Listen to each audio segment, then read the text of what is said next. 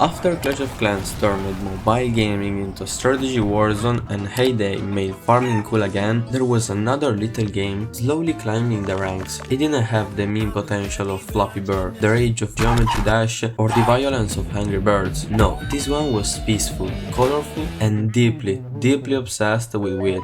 The name? Township, a game that somehow mixed farming, city building, animal husbandry, and shipping logistics into a strangely satisfying time sink. It was like someone took SimCity, Animal Crossing, and Farmville, threw them in a blender, and said, yeah, let's do all of this at once. But how did Township become one of the most downloaded farming games in mobile history? Why did millions of people, me included, spend hours planting carrots, milking cows, and managing airports like it was the most important thing in the world? And why are the citizens always asking for bread when the bakery's been out of flour since Tuesday? They kinda look like me when I ask you to subscribe and drop a like. In this video, we are diving into the history of Township, from its early days to its unexpected rise, how it stayed relevant for more than a decade, and why people are still farming virtual wheat in 2025. Whether you've played Township religiously or just saw it in 300 different YouTube ads,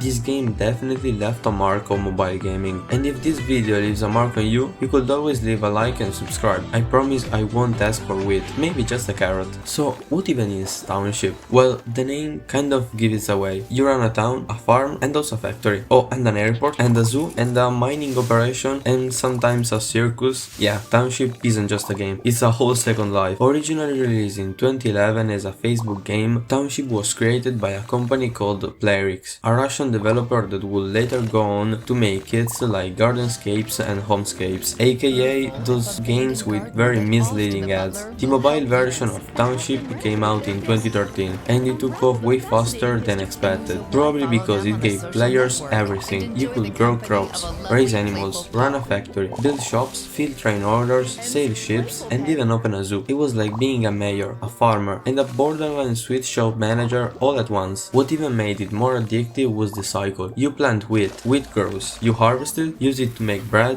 gets sent off on a train, you get coins, use coins to build a stadium, the stadium lets you do absolutely nothing, but hey, it looks good. It was all about micromanagement, but in a chill, non-stressful way. No one was attacking your base, there were no timers pressuring you, and there was always something to do. Township was basically the ultimate multitasker's dream. Another reason for its popularity, it worked on almost any phone, just like Pooh. Whether you had a shiny new phone or a dusty Android from 2012, Township ran fine. Plus, it had that casual, friendly aesthetic, bright colors, happy music, characters that always looked slightly too excited about cows. I don't know why, maybe they're zoophiles, who knows. And just like Pooh, it didn't need flashy graphics or intense mechanics to hook you. The loop was enough. Plant, harvest, produce, deliver, build, repeat, one more shipment, one more building, one more cow, then suddenly it's 3 AM and you've just unlocked the helicopter pad. Township wasn't just a game, it was a shapeshifter. One day you are a humble wheat farmer, the next you are managing an international shipping empire, collecting exotic animals and trying to figure out why your zoo needs more benches than animals. Playrix kept layering on new features like they were afraid of anyone getting bored, and to be fair, it worked. Even Measure Update brought something random but addictive. Hot air balloons, sushi bars,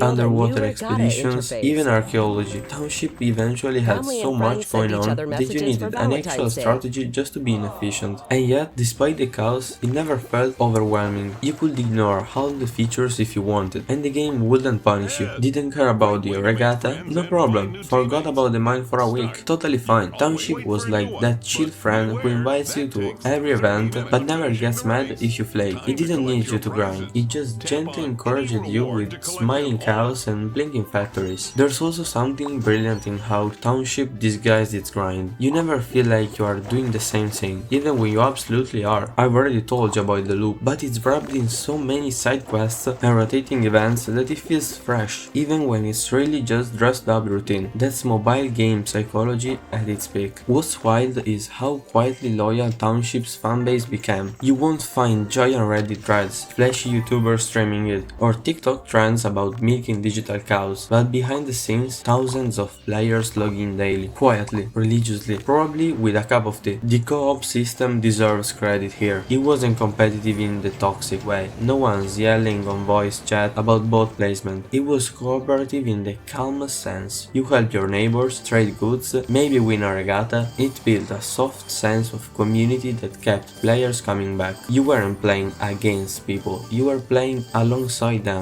And then there's the emotional investment. After you spend literally years decorating your town, designing zoo enclosures, naming your pet sheep Barbara, and building the ridiculously large water slide next to your apple orchard, are you really just gonna quit? Nah, Township knows you are in too deep. And look, of course sometimes people did stop playing, but they always come back. Maybe not for long, maybe just to check in, but it's the kind of game that lingers in your phone like an old friend. Just like Heyday, you forget about it, and then one day you scroll through your apps and think, yeah, I kinda miss my wit.